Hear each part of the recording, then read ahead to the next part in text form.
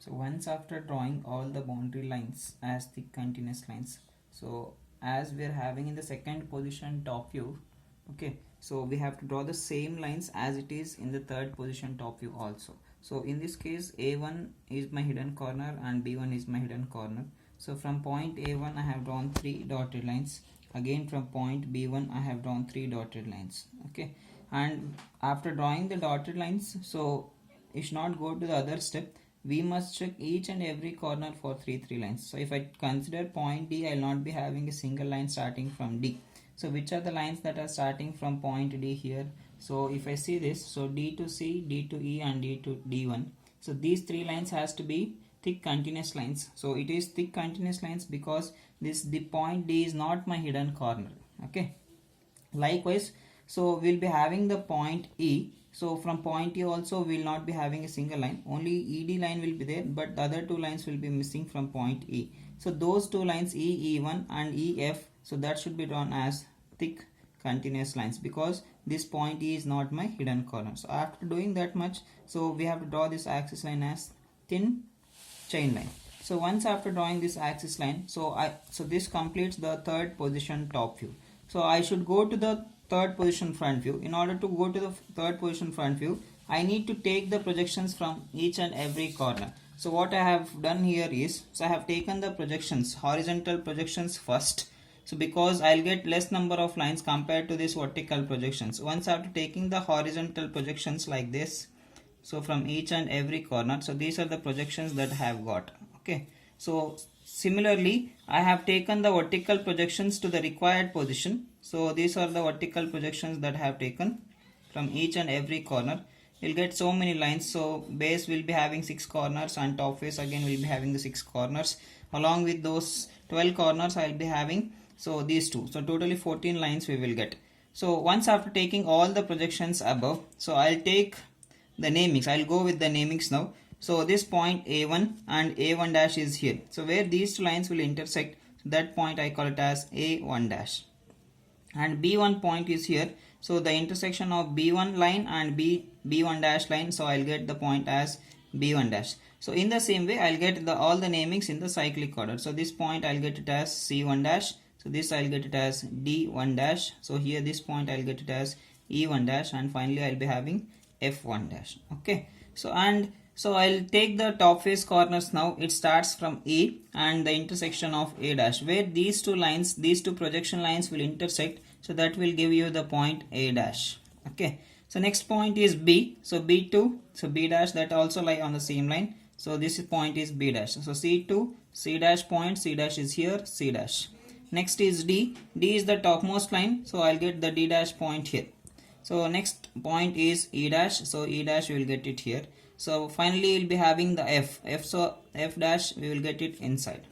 Okay, so this is how we have to do the namings. So I'll not consider the access points for time being. So let me complete the figure first. So once after doing the namings, so okay, what we need to do next is, so as we have done in the second position top view, the same procedure we have to adopt here. So first and foremost thing what we need to do is, we need to draw the boundary lines. So how to consider the boundary lines? So we are having the naming chart here. So in this naming chart, so if I want to place the scale between E1 dash to F1 dash, is there a possibility of the edge passing through E dash of F dash, sorry, E1 dash to F1 dash? Yes, there is a bond between E1 to F1. So hence I can place the scale between E1 to F1. So and I can see that all the remaining corners are there on the same side of the scale, that is above itself. So hence, so this will become a boundary edge or boundary line. So in the same way, so this F1 dash to A1 dash, so this acts as my boundary line. A1 dash to B1 dash, so this is my boundary line. So if I take the same procedure and if I join all the boundary edges, it becomes a closed loop to it. So B1 dash to B dash is my boundary edge. So next is B dash to C dash is my boundary edge. So similarly C dash to D dash is my next boundary edge. So I'll get it here. So D dash to E dash, so that is the another boundary edge that I'll get. And finally it forms a closed loop, I said. So your boundary lines will get closed here when I join a line between E dash to E1 dash. Okay, so once after getting all the boundary lines as thick continuous lines, so I have to obtain the hidden corners. So how to obtain the hidden corners? So we have to consider the top view figure now. Okay, so the observer will be standing so away from the xy line. He will be standing here. So if the observer sees the object from the front, okay, this is the front for him.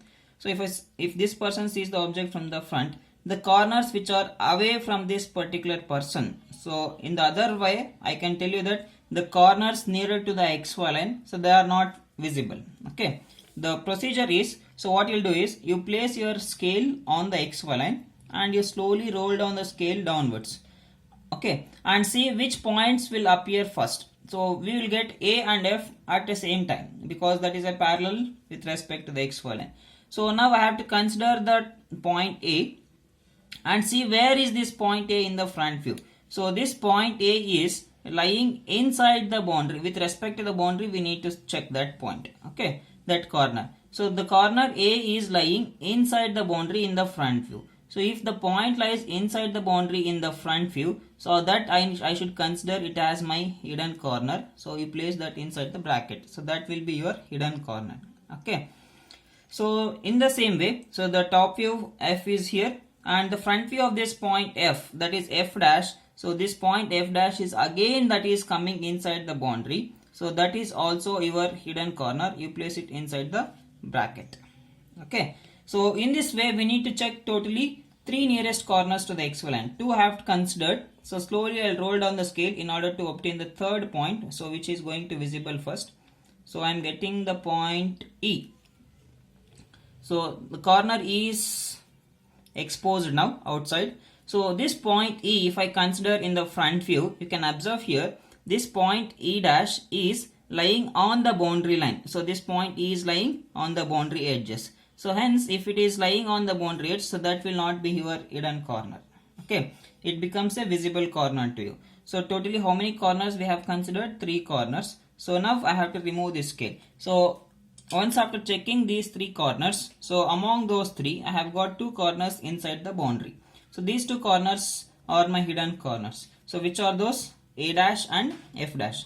Okay, so now we know the condition that, so since solids are 3-dimensional objects, from each and every corner we must have 3 lines. So if I consider point A dash, I must have 3 lines. So all those 3 lines has to be what type of lines? So those lines should be dotted lines. So this point A, so which are those 3 lines starting from A? If I consider point A to B, A to F and A to A1. So these 3 lines has to be dotted lines. So right now I don't have a single line starting from A dash.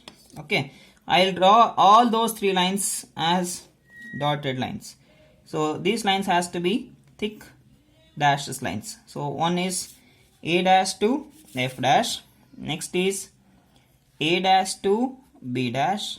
This is the second edge. So finally the third edge is A dash to A1 dash.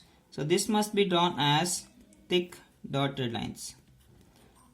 Okay. So 3 lines are passing with respect to point A. The condition is satisfied now. So now I'll go to the another hidden corner, that is F. So if I consider point F, I am having only one line that is starting from F dash. So that is F dash to A dash. So this is the corner F that is hidden corner. 3 lines are F to A, so F to E and F to F1. So among these 3 lines only F to A line is present. So these 2 lines are missing. So those lines are coming inside the boundary. Hence they must be drawn as the dash as thick line, that is hidden line. Which are those? F dash to E dash and F dash to F1 dash. So this should be drawn as dotted line like this. Okay. So now I have drawn the hidden lines first. So after doing the hidden lines, what we need to do is, so again we must come back to your top view. Okay. In this top view, for this observer, so with respect to this observer, we will be having the 2 hexagonal faces. Okay. The face which is having the corners without suffix 1, that is the top face corners, and one more hexagonal faces, so with namings, So along with the namings we'll be having the suffix 1. So these corners are with respect to the base of the prism. Okay. So among these two hexagonal faces, so which face is nearer to the observer? For this observer, so this base is nearer to him. Okay. So if the observer is standing away from the xy line, this observer can see this base face completely. So hence since this is visible to the observer, so that should be drawn as thick continuous line in the front view.